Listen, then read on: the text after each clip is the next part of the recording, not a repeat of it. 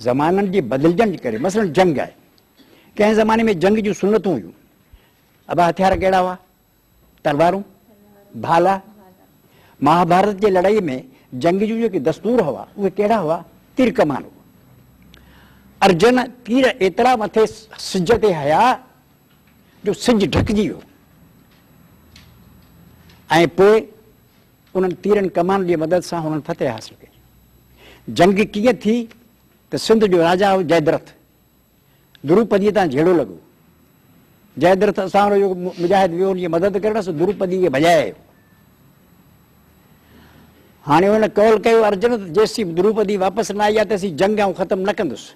पोइ कृष्ण भॻवानु हथ मथे खणी सिज खे चयो, अदा सिज तूं हिते बीठो हुज, तेसीं न लहिजांइ, साल थिए 2 साल थिए तूं हिते ई बीठो हुज, जेसीं असीं द्रुपदी हथु करियूं। पोइ द्रुपदी हथु थिया तॾहिं जंग ख़तमु थी आहे।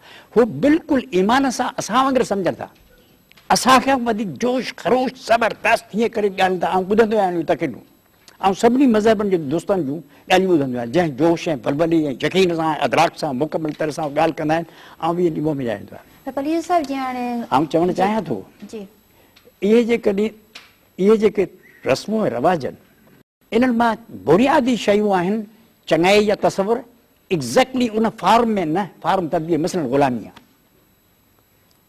तव्हां ॾिसो क़ुरान में, ॾिसो हिते ॾिसो, ग़ुलाम पंहिंजे मालिक जे आका जे माल जो रखवाल आहे। हमिलो थींदो हो, पोइ माण्हू वेंदा हुआ, उनजी धीउ ऐं पुट से खणी ईंदा हुआ माण्हू, से पाण में विराए खणंदा हुआ, मर्द जेके से उनखे क़तल करे छॾिबो हो। अॼोकी दुनिया में तव्हां इहो निज़ाम पसंदि कंदव त जंहिंजे ख़िलाफ़ु तव्हां हुजो, ऐं या जेकॾहिं तव्हां पाण खे तव्हां इहो हक़ु ॾियो त असीं वञूं ऐं हमिलो करे ॿियनि माण्हुनि ते उन धीउ पुट खणी अचूं, से पाण में विराए खणूं ऐं मर्द जेके हुजनि से क़तल करे छॾियूं, त पोइ हुननि खे बि हक़ु ॾींदो न, हिंदुअनि खे, ईसाइनि खे, यहूदियुनि खे, त जेकॾहिं असीं शिकस्त खाई वञूं, असांजी धीउ पुट से बि खणी वञनि विराइनि। छा तव्हां इन दस्तूर खे दुनिया में हाणे लागू थियणु इंसान ज़ात हिन दौर में 21वीं सदी में क़बूल कंदी त जंग जो दस्तूर इहो हुजे?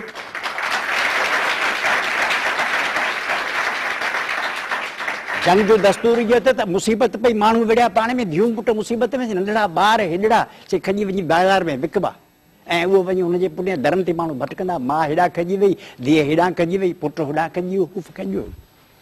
त अगरि अलामा इक़बाल ॿिया सभई माण्हू कॉमन सेंस चए थो त जेके बहितरीन ॻाल्हियूं आहिनि, ख़ुज़ मां सफ़ा, अरबी में चइबो आहे ख़ुज़ मां सफ़ा दा मां क़दर, जेका शइ सुठी आहे उहा खणो, जेका शइ वक़्त सां तफ़सील पज़ीर आहे उनखे तग़यर पज़ीर कयो। हिकिड़े भेरे ताउन जी बीमारी थी, चऊं था हाणे असीं आया आहियूं जंग ते, वाट में ताउन थी पियो, वबा थी पई। हाणे छा कजे? किन असाबनि चयो, किन बुज़ुर्गनि चयो त वापसि हलूं, किन चयो त न थियूं। पोइ पछाड़ी जुमिलो आहे त हिन चयो तक़दीर इलाही सां पाण हिते आया आहियूं, पोइ पाण वापसि हलूं, इहा तक़दीर जी मुखालफ़त आहे। ॿिए चयो त न, असीं जो तब्दील थियूं था, इहा तब्दीली त तक़दीर इलाही आहे। तब्दीली कीअं तक़दीर न आहे? ख़ुदा जॾहिं हेतिरो जहान तब्दील कयो आहे त इहा तब्दीली जेका सां कीअं तक़दीर जे मुताबिक़ न आहे? तंहिं करे इस्लाम में के बेमिसाल शयूं आहिनि। ऐं मुस्लमान जी हैसियत में ॻाल्हि कोन थो करे, ऐं हिकिड़े आलमी तारीख़ जे हिकिड़े अदना शागिर्द जी हैसियत में चवां थो। मुंहिंजो सब्जेक्ट आहे आलमी तारीख़, ऐं दुनिया जा मज़हब मुंहिंजो सब्जेक्ट आहे, ऐं मुंहिंजे कम में आहे आलमी जंग ऐं सियासत, सो मुंहिंजो सब्जेक्ट आहे, ऐं उनमें स्पेशलिस्ट आहियां।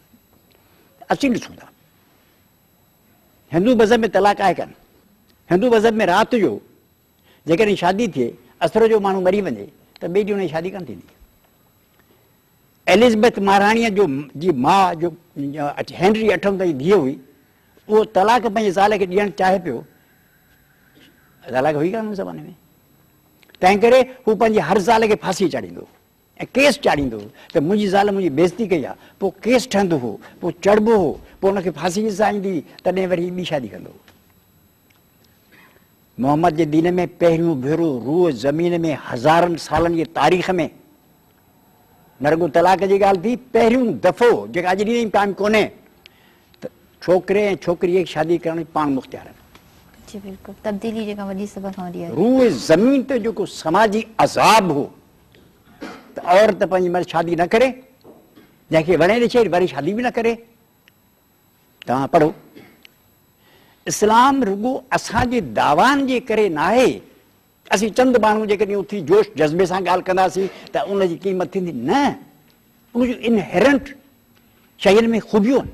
जमहूरियत जे असांजो करे थो शेख साहब थो ॻाल्हि करे जमहूरियत जी, त जमहूरियत जा करण वारा त मग़रब जा माण्हू आहिनि, पर असीं जेके एशिया जा माण्हू आहियूं उहे जमहूरियत खे छो था पसंदि करियूं? छाकाणि जो जमहूरियत में रुगो यूरोप वारनि खे भलाई नज़र नथी अचे, उहे ज़मीन जे माण्हुनि खे उन में कंहिं न कंहिं हद ताईं भलाई नज़र अचे थी। तंहिं करे तव्हां ॾिसंदो त इस्लाम जा सभ खां वॾा जेके मदाह पुरजोश हामी से मुस्लमाननि खां सवाइ ॿिया आहिनि, उन जे ॻाल्हाइण में उहो जवां ऐं जलाल कोन्हे। पर तव्हां जेकॾहिं किताब पढ़ंदव उन्हनि जा, हुन हिकिड़ो मिसाल ॾिनो आहे त सिकंद दरिया ते मुस्लमाननि कीअं कब्ज़ो कयो, सॼे मुल्क ते कब्ज़ो थी वियो। हिकिड़े माण्हूअ चयो त मूं दरवाज़ो इन करे खोलियो जो हिकिड़े मुस्लमान मूंसां वाइदो कयो, तोखां इहे फुरलुट न कंदासूं। सभु टपड़ रहिजी विया, बाबा हिकिड़े मुस्लमान वाइदो कयो आहे, सॼो माण्हू जेके मायूं छोकिरियूं गॾु करे रखियूं सभु बंदि थी वियूं, सॼो टपड़ बंदि करे वेही रहिया। लेटर ॿियो हज़रत उमर ॾांहुं, उनखां फ़ैसिलो घुरियो वियो। उन चयो त बाबा हिकिड़े मुस्लमान वाइदो कयो आहे, उन मुस्लमान जे वाइदे खे क़ाइमु रखिबो, सभु टपड़ हिननि खे वापसि करे ॾियो। हुन अंग्रेज़ चयो आहे, चई हिन जो तारीख़ इस्लामी किथे फ़ैसिलो कोन्हे। हज़रत उमर वियो आहे हुते उठनि ते चढ़ी वियो आहे, वारो आयो आहे पछाड़ी जत जो, जत चढ़ियो वेठो आहे अमीरुल मोमिनीन ख़लीफ़तुल मुस्लिमीन। हज़रत उमर सो पाण पंधु पियो हले, भाई ख़ैर आहे। हज़रत उमर अचणो चयो आहे, अचे पियो, चए केरु आहे? आऊं आहियां। हा तूं हुई? जत थो चए त आऊं आहियां।